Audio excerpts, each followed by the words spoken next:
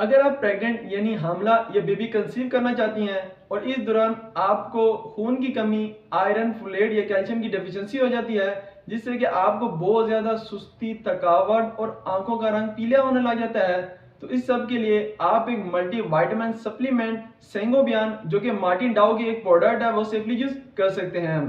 इस multivitamin supplements के अंदर डिफरेंट हिमेटोपोइटिक सब्सटेंसेस जैसे कि फेरस ग्लूकोनेट हो गया, जो कि एक आयरन सप्लीमेंट है, और इसके साथ ही इसमें folic acid, cyanocobalamin, vitamin C और कॉपर और मैग्नीशियम सल्फेट एडिड होते हैं, जो कि ओवरऑल इंक्रीज करते हैं आपकी रेड ब्लड सेल प्रोडक्शन को, जिससे आपकी खून की कमी दूर हो जाती है।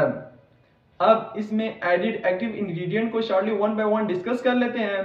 तो इसमें सबसे पहले एडिड होता है फेरस ग्लूकोनेट, जो कि एक आयरन सप्लीमेंट है और 250 mg तक एडिड होता है। ये फेरस ग्लूकोनेट इजीली एब्जॉर्ब होता है हमारी बॉडी में और प्रोवाइड करता है आयरन को, जिससे आपकी बॉडी में हीमोग्लोबिन प्रोडक्शन ज्यादा होती है, और जब हीमोग्लोबिन ज्यादा प्रोड्यूस होता है तो इससे आपकी ऑक्सीजन कैरिंग कैपेसिटी भी ज्यादा होती है। और अगर आपको आयरन डेफिशिएंसी एनीमिया हो, जो कि यूजुअली बहुत ज्यादा ब्लड लॉस होने ड्यूरिंग प्रेगनेंसी, मेंस्ट्रुएशन या अगर आपको ब्लीडिंग हुई हो, तो उस केस में यह आपके ब्लड वॉल्यूम और हीमोग्लोबिन काउंट को इंक्रीज करता है और ट्रीट करता है आपके आयरन डेफिशिएंसी एनीमिया को।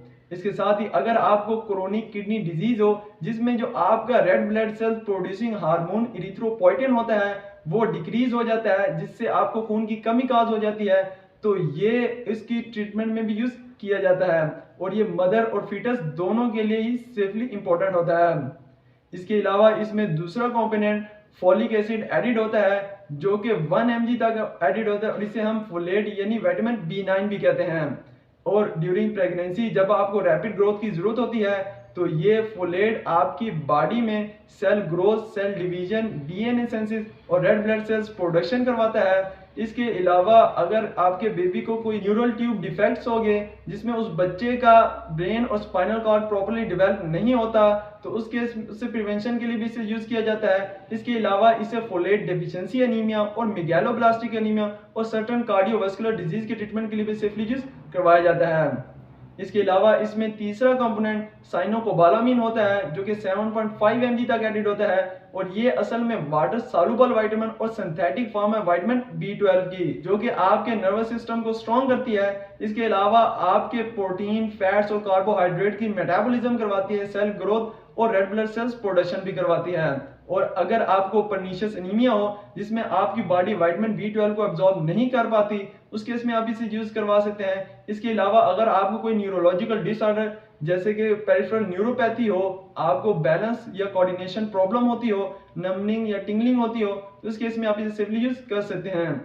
इसके अलावा इसमें विटामिन सी, जिसे हम एस्कॉर्बिक एसिड भी कहते हैं, 50 mg तक एडिड होता है। ये विटामिन सी एस्कॉर्बिक एसिड एक पोटेंट एंटीऑक्सीडेंट है, जो कि आपको प्रोटेक्ट करता है डिफरेंट क्रोनिक डिजीज, लाइक अगर आपको क्रोनिक किडनी डिजीज हो, हार्ट डिजीज हो या कैंसर के पेशेंट हो, तो उस केस में इसे सेफली यूज किया जाता है। इसके अलावा ये विटामिन सी आपके इम्यून सिस्टम को स्ट्रॉन्ग करता है, आपके कोलेजन की सिंथेसिस करवाता है, जिससे कि आपके हेयर, नेल और स्किन की ग्रोथ भी अच्छी होती है। इसके अलावा ये आयरन एब्जॉर्प्शन में भी हेल्प आउट करवाता है, और स्कर्वी यानी गम्स ब्लीडिंग, जिसमें आपकी मसूड़ें कमजोर होने लग जाती हैं, उससे प्रिवेंशन के लिए भी विटामिन सी को यूज करवाया जाता है।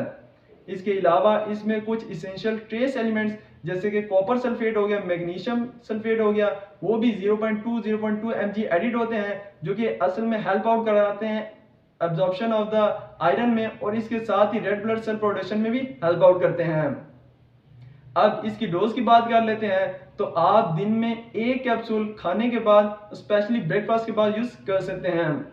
अगर इसके साइड इफेक्ट्स की बात की जाए, तो चूंकि इसमें मेटल्स एडिड होते हैं, तो इसकी वजह से आपके मुंह का जो जायका है वो खराब हो सकता है, आपको विटिगो यानी चक्कर आ सकते हैं। इसके साथ ही आपको गैस्ट्रिक इरिटेशन, डायरिया होना, और आपका जो यूरिन या स्टूल है वो भी डार्कन हो सकता है। तो अगर आपको मेरी वीडियो अच्छी लगी हो, तो मेरी इस एफर्ट को अप्रिशिएट जरूर कीजिएगा। अपना मेरे YouTube चैनल का जरूर ख्याल रखिएगा। अल्लाह हाफिज।